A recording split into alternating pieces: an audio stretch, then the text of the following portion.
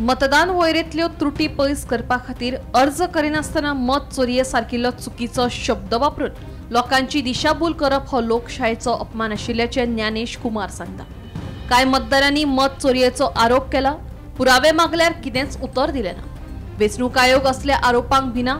वेंचणूक आयोगाच्या खांद्यार बंदूक दवरून कांय जाण मतदारांक लक्ष करपाचो यत्न करतात, पूण आमी गरीब, श्रीमंत, बायलां, तरणाटे आनी सगळ्या धर्मांतल्या लोकांच्या वांगडा आसात।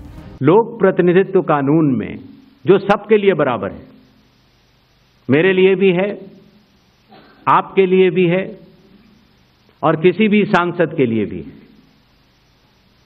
और किसी भी एमएलए जी के लिए भी है। अगर आप उसी निर्वाचन क्षेत्र के निर्वाचक हैं तो आपको समय रहते शिकायत करने का पूरा मौका है। आप फॉर्म 6 भर सकते हैं, फॉर्म 7 भर सकते हैं, फॉर्म 8 भर सकते हैं।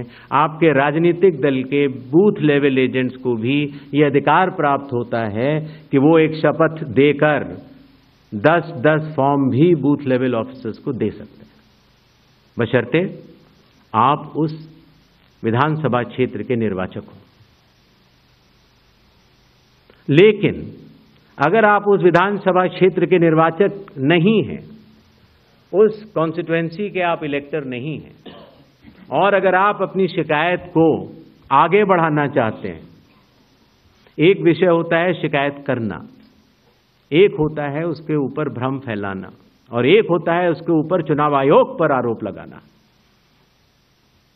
तो ग्रेडेड रिस्पांस के तहत अगर आप उस क्षेत्र के निर्वाचक नहीं हैं तो आपके पास एकमात्र कानून में विकल्प है, और वो है रजिस्ट्रेशन ऑफ इलेक्टर रूल्स, रूल संख्या 20,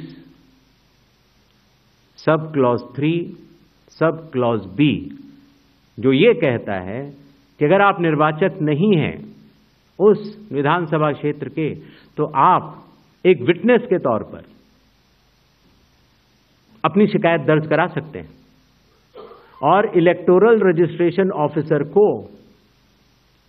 आपको एक ओथ देनी होगी, और वो ओथ जिस व्यक्ति के खिलाफ आपने शिकायत की है उसके सामने एडमिनिस्टर करानी होगी।